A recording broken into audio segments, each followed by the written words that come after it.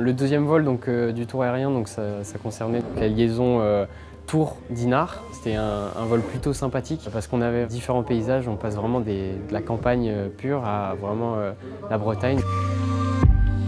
C'était un vol très calme, avec des conditions du coup, que j'ai pas l'habitude, vu que je vole en montagne dans les Hautes-Alpes, à Gap précisément.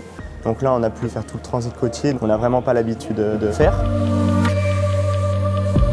J'ai fait plusieurs naves vers Dinard, Saint-Brieuc, etc. dans le cadre du PPL, mais j'ai jamais été jusqu'au Mont-Saint-Michel. C'est vraiment un monument magnifique. Sur le vol de liaison, on a commencé à voir le Mont-Saint-Michel très très loin, bien avant d'arriver sur la côte. Donc c'est vrai que ça fait bizarre, je le voyais très petit et quand on s'est approché, c'est vrai que c'est un énorme monument qui, je pense, restera marqué longtemps durant mes prochains vols.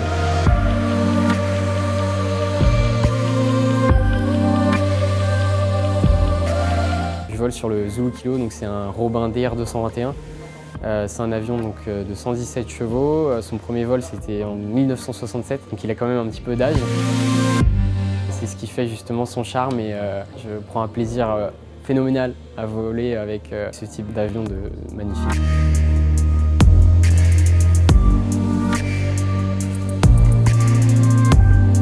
Quand t'as pas l'habitude de survoler la mer, même Granville avec la côte, là, elle est typique et tout. Ça fait plaisir de revenir en Bretagne, là, en terre bretonne. En plus il fait beau. Il y a tout ce qu'il faut ici, c'est le pays.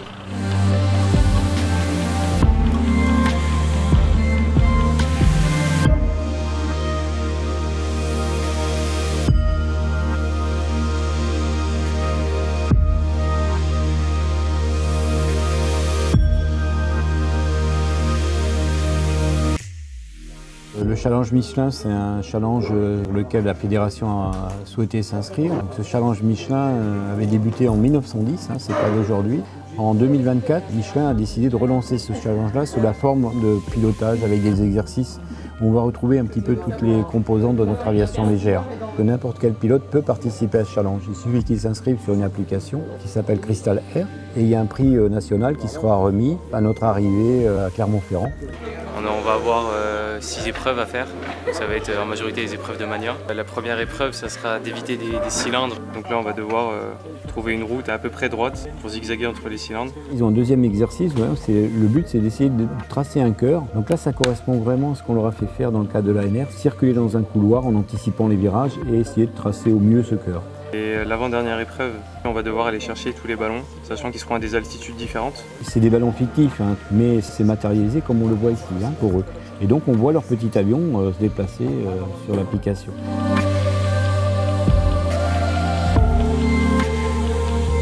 On va mettre en route.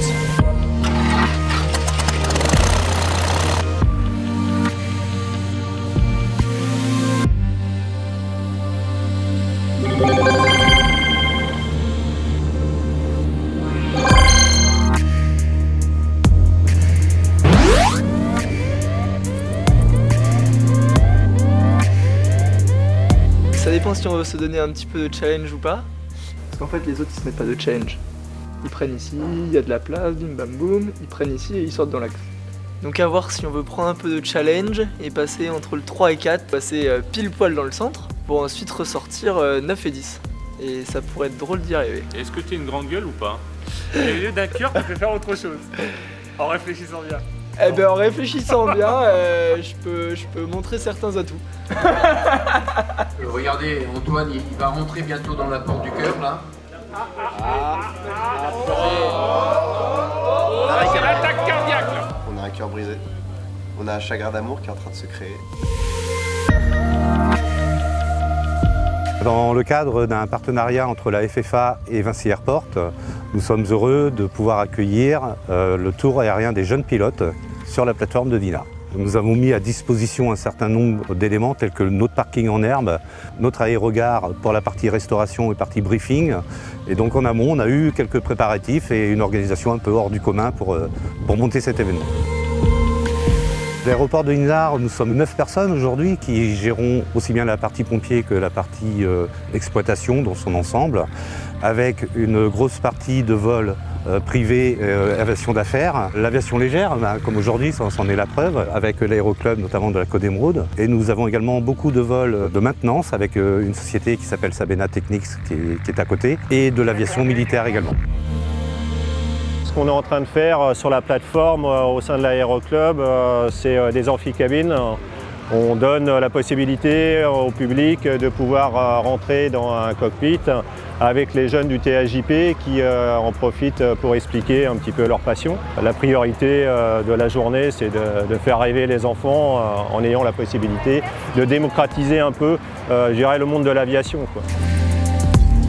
Je recommande, je dirais, aux autres clubs en France de se rapprocher de la FFA pour justement de poser une candidature.